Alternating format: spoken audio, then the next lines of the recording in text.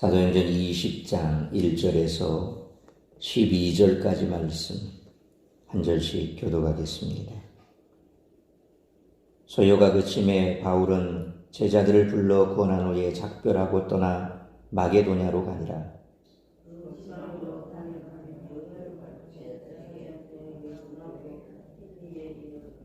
거기 석 달 동안 있다가 배 타고 수리하러 가고자 할 그때에 유대인들이 자기를 해하려고 공모함으로 마게도냐를 거쳐 돌아가기로 작정하니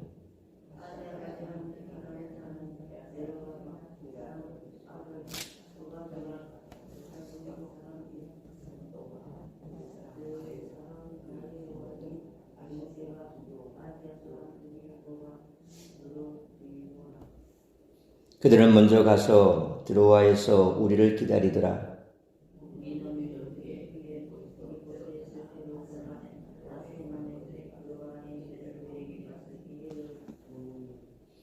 그 주간의 첫날에 우리가 떡을 떼려 하여 모였더니 바울이 이튿날 떠나고자 하여 그들에게 강론할세 말을 밤중까지 계속하며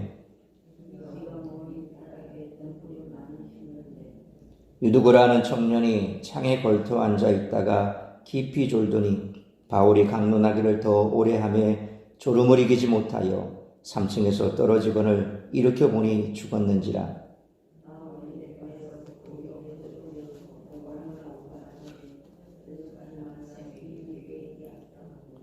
올라가 떡을 떼어 먹고 오랫동안 곧 날이 새기까지 이야기하고 떠나니라. 사람들이 살아난 청년을 데리고 가서 적지 않게 위로를 받았더라. 아멘. 이제 바울의 3차 전도 여행은 마무리 단계에 있습니다. 사실 사도행전을 읽어보면 1장부터 12장까지는 베드로와 또 요한 그리고 빌립 이와 같은 사람들의 전도 얘기죠.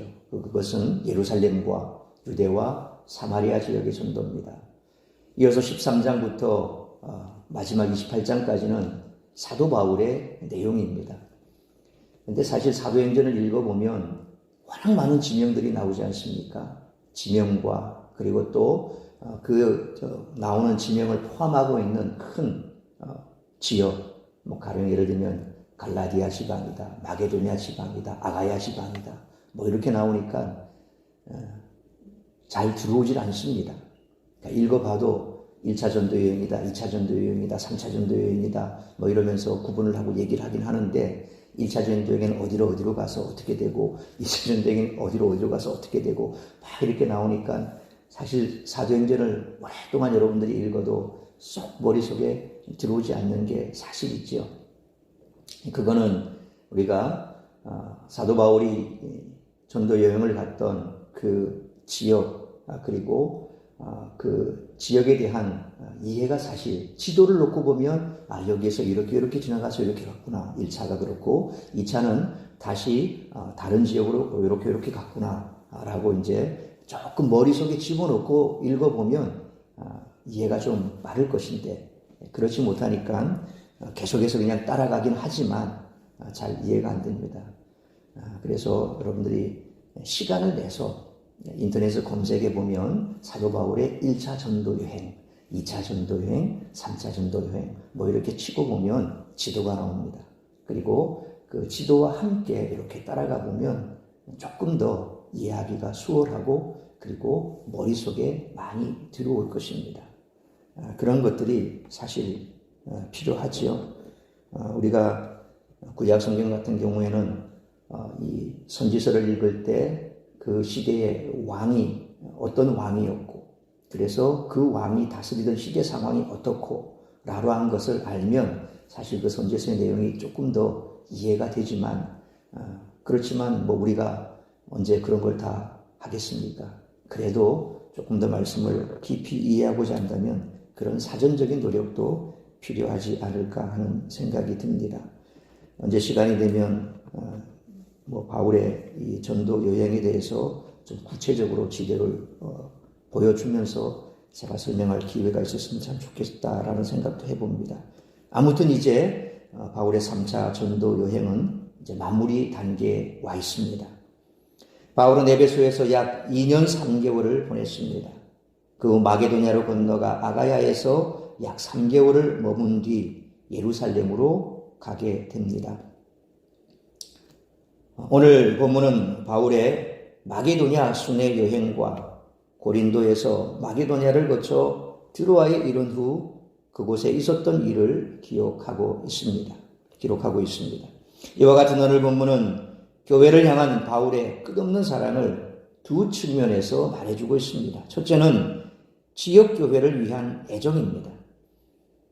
그는 소요 후에 에베소에 잠시 더 머뭅니다.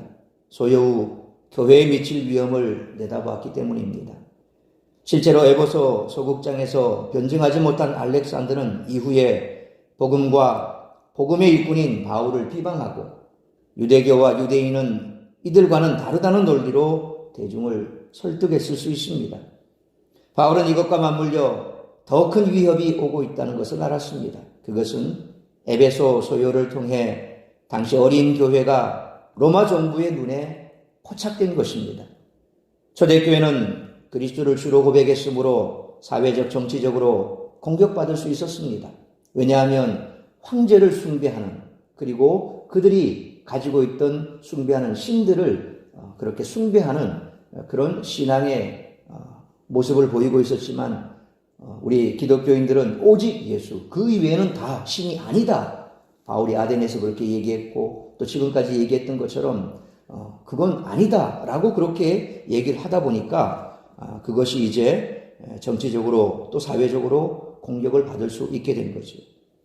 교회는 이런 일이 아직 준비가 되어 있지 않았기에 바울은 그곳에 좀 더 머물렀습니다. 그리고 제자들과 교회 지도자들을 더 강하게 붙들었습니다. 오늘날 그리스도인들은 이런 지역교회에 대한 애정을 회복해야 한다는 것입니다.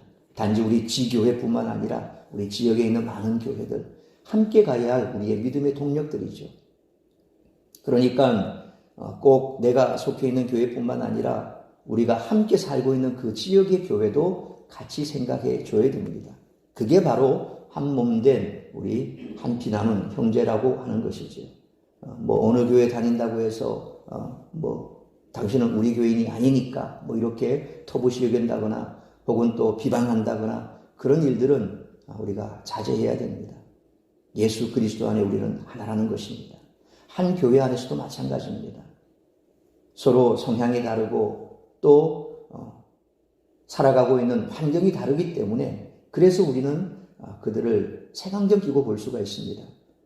저 사람은 사는 게 괜찮으니까 그런 말 하지. 네가 한번 우리 상황이 돼봐. 이러면서 서로 견제하고 네가 그렇게 된 것은 네 믿음이 어떤지 한번 돌아봐야 되지 않아? 하나님께서 복을 내려주시면 잘 살 것인데 왜 그렇게 살아? 그건 네가 한번 돌아봐. 욥에 나오는 이런 얘기처럼. 그러니까 자꾸 교회 안에서도 갈등이 생기는 겁니다. 이런 것들은 우리가 상당히 조심해야 됩니다. 형제간에 있어서도 잘 사는 형제가 있고 못 사는 형제가 있죠. 그러면 항상 보면 못 사는 형제는 잘 사는 형제 앞에 가면 주눅이 듭니다. 말도 제대로 못하고 무슨 일이 있어도 나서면 너는 나서지 마 하는 식으로 자꾸 무시하는 그런 얘기를 듣다 보면 자꾸 주눅이 들죠. 같은 피를 나눈 형제끼리도 사실 이렇게 나뉘어지는데 우리는 말로는 예수의 피로 하나라고 얘기하지만 실질적으로 그렇지 않다 보니까 자꾸 이런 부분에 있어서 문제가 생기죠. 교회는 그리스도의 한 몸을 이룬 지체다. 그것은 우리 지교회뿐만 아니라 다른 교회도 마찬가지다. 항상 그런 생각들. 우리는 천국에 가서 다시 만나야 될 것 아닙니까? 그러려면 지금부터라도 그런 생각을 가져야 되고 또 그런 생각을 우리가 계속해서 해나가야 오늘 사도 바울이 가지고 있던 그 마음이 우리 가운데 들어오게 될 줄로 믿습니다. 둘째는 보편교회에 대한 헌신, 특히 교회의 하나됨을 향한 비전과 열정을 볼 수가 있다는 겁니다. 이것은 바울이 아가야에 머물 때 로마서를 쓰면서 세계의 심장부에 들어가고 거기로부터 땅끝까지 복음을 전하고자 하는 비전만큼이나 원대한 것이었습니다. 아가야 지방에 이 말씀에 나오는 교회가 바로 고린도 교회거든요. 그러니까 고린도 교회는 아가야 지역이에요. 요즘 말로 하면 그리스 지역입니다. 거기 아가야. 이 그리스 지역이 사실 이렇게 과거에 로마 시대는 의도적으로 나눠버렸습니다. 위쪽은 마게도니아, 밑에는 아가야. 그래서 마게도니아 지역은 빌립보가 있고 그런 지역들을 포함하고 있고 그 다음에 밑에 지역은 바로 아가야 지역은 고린도가 있습니다. 고린도, 아덴 이런 곳이죠. 그래서 사실 사도 바울이 거기에서 로마서를 썼던 것입니다. 이것은 인류의 분리로 발생한 적이와 맞서는 일이었습니다. 죄가 들어오고 하나님으로부터 이제 영적으로 인류가 분리되어 버렸지 않습니까? 그래서 그 이후로 계속해서 사람은 하나님을 찾지 않습니다. 하나님을 예배하지도 않습니다. 그런 시대가 되어버렸습니다. 이 수천 년의 세월이 지나고 난 지금은 더하죠. 신에 대한 개념도 없어지고 사람들은 하나님을 찾지도 않습니다. 이제 땅끝까지 복음을 전해야 하는 것이죠. 바울은 바로 그런 비전을 가진 것입니다.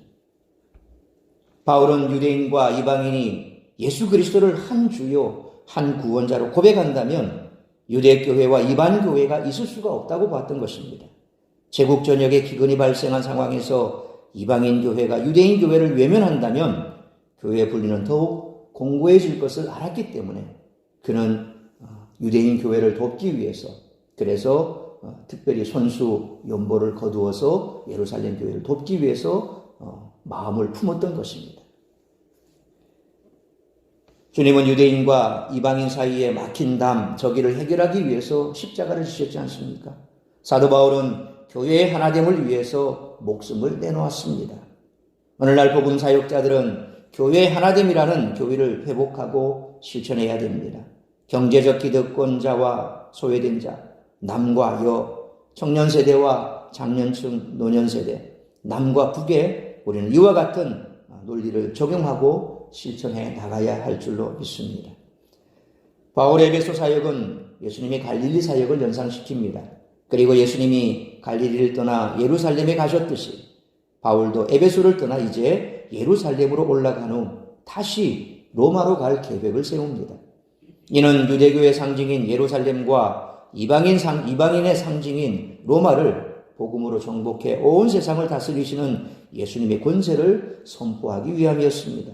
이 여정은 쉽지 않았으나 바울은 열정으로 어려움을 헤치고 자기에게 주어진 길을 걷기 시작합니다. 따라서 이와 같은 오늘 본문의 말씀을 통해서 우리들이 깨달아야 할 것은 첫째로 1절로 6절 말씀처럼 성도는 교회 안에서 성령의 하나 되게 하심을 힘써 지켜야 한다는 것입니다. 예루살렘은 에베소의 남동쪽에 있지만 예루살렘으로 가겠다던 바울은 1절로 2절 말씀처럼 반대로 서북쪽에 있는 마게도냐로 이동해 빌립보, 데살로니가, 베리아 등의 도시를 방문하고 다시 아덴과 고린도가 있는 헬라가 아까 말씀드린 대로 아가야 지방, 고린도가 있는 그 아가야 지방을 옛날에는 헬라가 그렇게 불렀습니다. 그 헬라로 향합니다. 바울이 이렇게 멀리 돌아가야 했던 이유는 3절 상반절 말씀처럼 그가 고린도에서 3개월을 머물 때 쓴 로마서에 잘 나타나고 있습니다. 바울은 심한 기근을 만난 예루살렘을 돕기 위해서 마게도냐와 아가야 성도들로부터 연보를 거둬서 예루살렘에 전달할 계획이었습니다.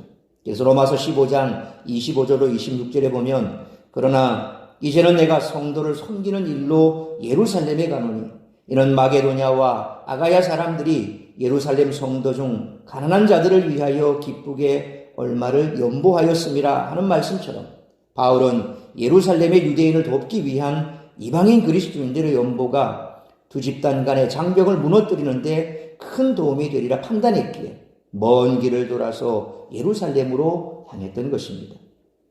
바울은 마게도냐와 아가야에서 모금한 연보를 가지고 고린도에서 배편으로 수리아의 안디옥으로 가려고 했지만 3절 하반절 말씀처럼 고린도의 유대인들이 자기를 해하려고 한다는 정보를 들었기에 다시 육지로 왔던 길을 되돌아가야만 했던 것입니다. 배를 타면 수월하지요. 그냥 배에 가만히 있으면 큰 풍랑만 만나지 않으면 편안하게 갈 수 있습니다. 그런데 여러분 생각해 보십시오. 뚜벅뚜벅 걸어서 다시 간다고 생각해 보십시오. 그 거리가 수천 킬로입니다. 걸어서 수천 킬로를 간다는 거 몇 몇 달을 거쳐서 그렇게 걸어가야 합니다. 지금처럼 길이 좋은 것도 아니죠. 그러나 바울은 그 길을 마다하지 않고 다시 육로로 돌아서 가려고 했습니다. 왜 그랬습니까? 그가 가지고 있는 그 연보를 예루살렘 교회에 전달함으로 이방인 교회와 유대인 교회가 다르지가 않다는 거예요. 예수 그리스도의 피로 말미암아 구원받은 한 형제라고 하는 사실을 그들에게 이 연보를 통해서 보여주고자 했던 것입니다. 결국 바울은 4절 말씀처럼 7인의 동력자들만 먼저 드로아로 배로 보내고 5절로 6절 말씀처럼 누가를 포함한 소수의 사람과 함께 마게도냐의 빌립보로 가서 거기서 배를 타고 드로아로 이동합니다. 바울은 유대인과 이방인을 복음으로 연합하게 하기 위해서 힘들고 위험한 요정을 마다하지 않았던 것입니다.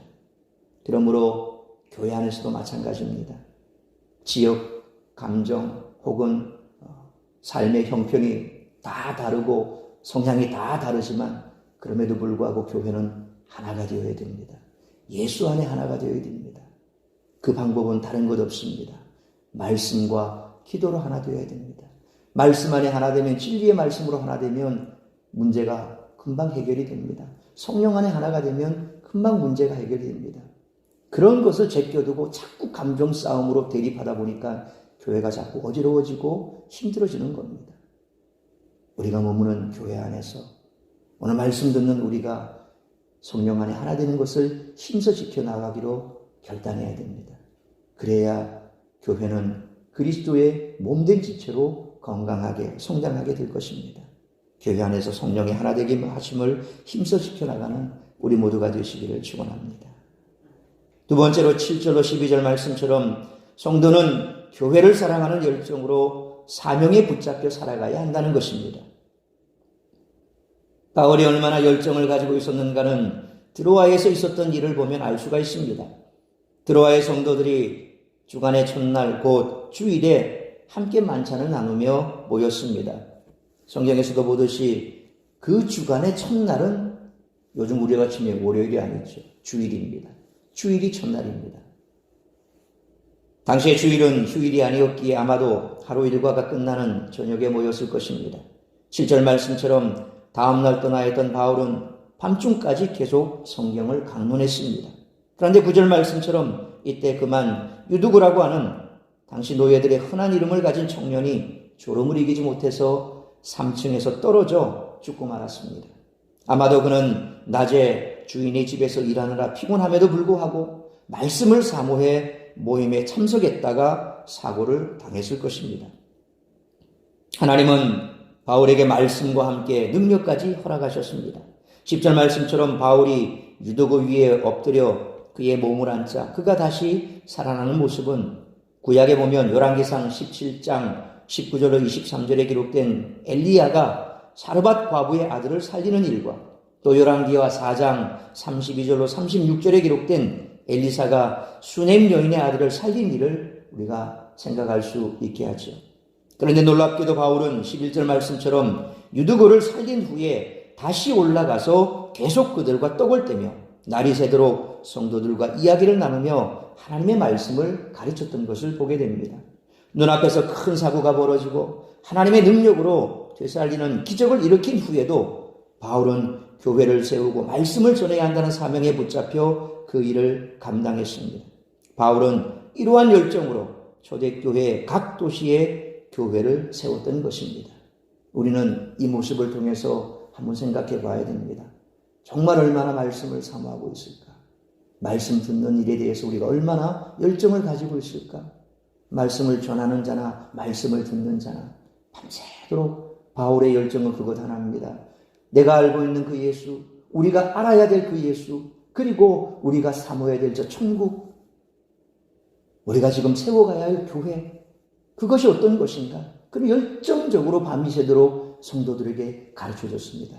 더 가르쳐주기를 위해서 힘썼고 또 성도들은 더 배우기 위해서 밤이 새도록 꼼짝도 하지 않고 바울과 함께했던 모습을 보게 됩니다. 오늘날은 참 코로나라는 상황을 지나면서 점점 우리의 심령 속에서 굳어져 갔던 예배에 대한 열정을 이제 조금씩 깨뜨려 나가고 다시 회복시켜 나가야 되는 시점이지요. 다시 낮 예배, 오후 예배, 또 금요 기도회 같이 하려니까 이전에 편안하게 신앙생활 하다가 조금은 힘이 들죠. 피곤해집니다. 일하다가 와서 또 새벽을 깨워서 하려니 피곤해 지치기도 합니다. 그러나 이겨나가야 됩니다. 이것을 잘 이겨나가면 오늘 사도 바울이 그렇게 열정적으로 가르쳐 주고자 했던 그 복음의 열정을 교인들이 받고 교회를 아름답게 세워갔던 것처럼 우리 또한 우리의 교회를 아름답게 세워가게 될 줄로 믿습니다. 그러므로 바울처럼 교회를 사랑하는 열정으로 우리가 감당해야 될 사명, 우리가 감당해야 될 사명이 뭡니까? 예배하는 사명입니다.